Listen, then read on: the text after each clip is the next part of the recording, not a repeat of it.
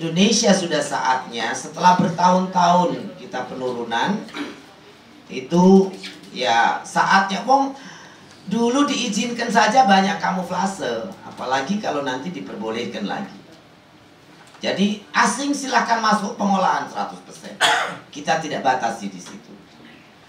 Dan itu sah-sah saja untuk bangsa besar itu, lautnya itu dinasionalisasi.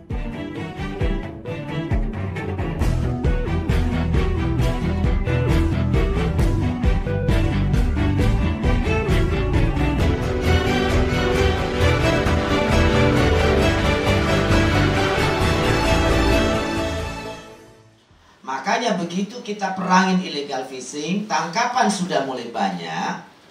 Saya mengusulkan kepada Pak Presiden, di mana dulu persoalan awal itu munculnya illegal fishing adalah karena penguasaan 100% di perikanan tangkap yang diperbolehkan. Jadi dulu PMA boleh 100% untuk tangkap. Nah, saya mengusulkan kepada pemerintah dibalik. Dulu pengolahan hanya boleh di bawah 50%. Sekarang saya minta pemerintah membuka sampai dengan 100% untuk pengolahan. Tetapi perikanan tangkap diperuntukkan untuk dalam negeri saja, untuk investasi di dalam negeri.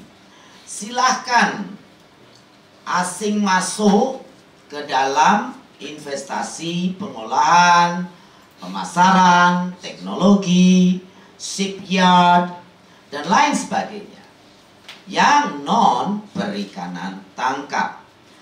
Ini adalah komitmen Presiden yang sangat peduli dengan pengelolaan sumber daya kelautan, terutama perikanan kita. Perikanan itu bukan rocket science, bukan tidak memerlukan teknologi canggih. Dengan kapal, perahu, bangsa Indonesia siap untuk tangkap ikan. Saya yakin itu. Dan kita ingin mengembalikan supaya sesuai dengan keberlanjutan. Kenapa keberlanjutan itu harus dilakukan? Karena misinya pemerintah menjadikan laut itu masa depan bangsa kita. Kalau ingin menjadi masa depan, ya harus kita jaga. Masa depan itu bukan 5 tahun atau 10 tahun. Masa depan itu generasi ke generasi. Jangan sampai negara-negara lain melakukan moratorium, tangkap, on-off season, mulai menjaga, sadar akan sumber daya itu untuk dijaga lestari. Justru mereka dibuka oleh kita untuk masuk ke negara kita. Ya, itu tidak betul. Karena itulah tanggal 18 Mei 2018, Pak Jokowi menandatangani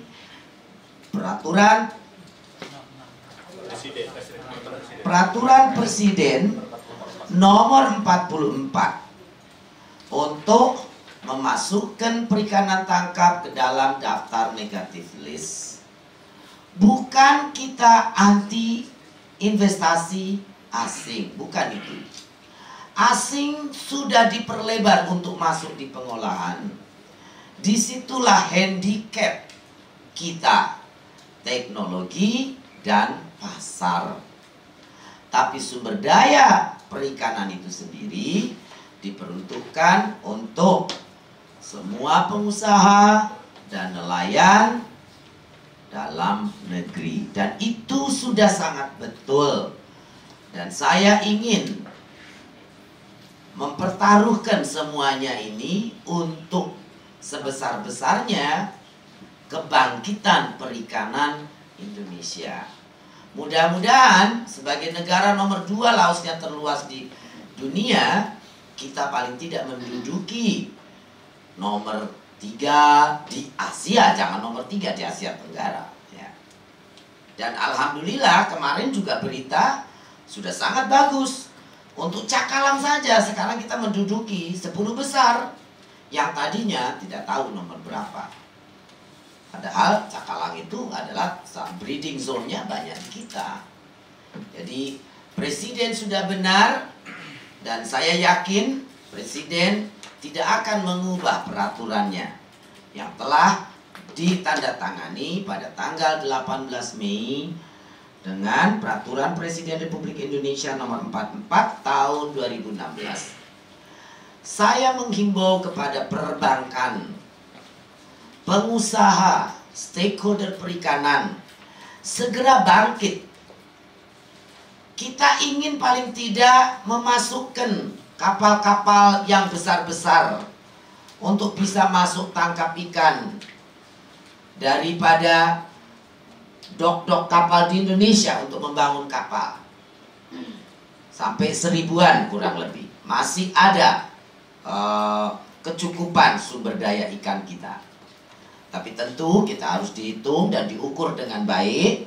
Kajiskan sudah punya rekomendasi berapa juta ton kita boleh tangkap dan berapa juta ton kita sudah tangkap.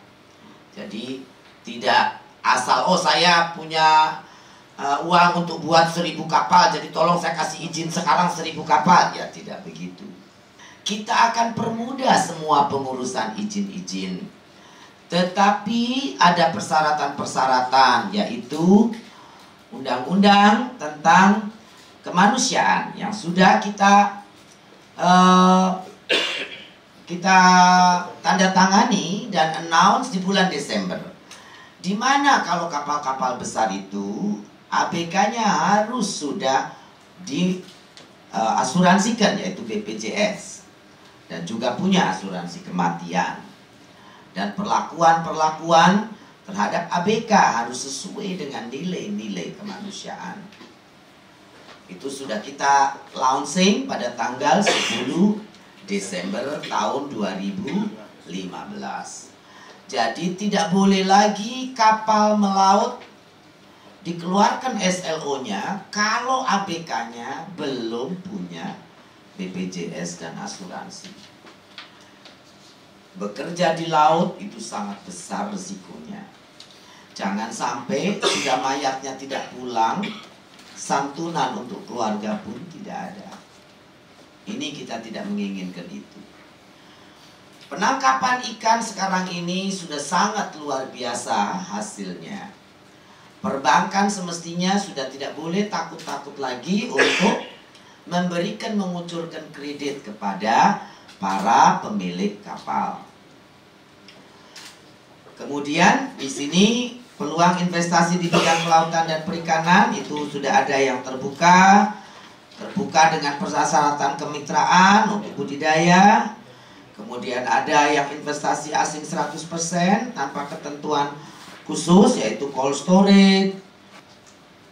Yang sekarang ini masih tertutup adalah juga pengangkatan benda berharga asal muatan kapal tenggelam.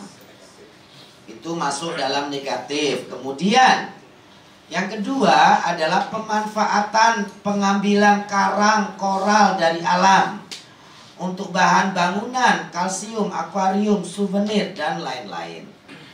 Jadi kalau masih ada usaha baik dalam negeri maupun luar negeri perdagangan karang-karang untuk akuarium, itu sudah seharusnya ditutup dan dilarang. Ini kita juga akan menyurati kepada Menteri Lingkungan Hidup bahwa karang-karang yang untuk akuarium laut itu sudah tidak boleh diperdagangkan lagi. Kemudian realisasi investasi di perikanan. Ternyata dari tahun 2014 ke tahun 2015 itu naik sangat tajam sekali. Itu pertanda bahwa semua sadar perikanan ini sangat menarik pasca perang terhadap illegal fishing. Dan kita juga sudah menerima Black Space dan beberapa pengusaha dalam negeri yang dulu sudah bergerak ditangkap, yaitu Siver Group, Scar Group, ada beberapa perusahaan yang juga sudah rencana untuk menambah kapasitas pabriknya, untuk mulai menambah kapasitas ekspornya. Sesuai dengan pesan Pak Presiden, sumber daya alam ini harus dikelola dengan hati-hati. Kalau infrastruktur kita dengan percepatan-percepatan, tapi kehati-hatian dalam pengelolaan sumber daya ini harus kita jelaskan dan kita betulkan. Jadi sebaiknya memang kita tetap menjaga, di satu sisi sumber daya ikan kita ambil, tapi di satu sisi kita harus memastikan itu tidak berlebihan. Kalau kita lihat jumlahnya sudah jauh berkurang dibandingkan tahun-tahun sebelumnya. Dan kita harapkan kalau kita sudah jaga dengan aturan yang betul, policy yang benar, kita bisa menjaga laut kita untuk masa depan bangsa. Kalau itu terjaga berarti kesejahteraan juga kita akan bisa dapatkan. Jadi ini bukti pemerintah Jokowi, Presiden kita ini peduli dengan sumber daya perikanan ini untuk masa depan bangsa kita, dengan menerbitkan tadi dalam daftar negatif list untuk penangkapan ikan ini oleh nelayan asing. Pengolahannya boleh 100%, dibuka dari tadinya di bawah 50% menjadi 100%. Terima kasih.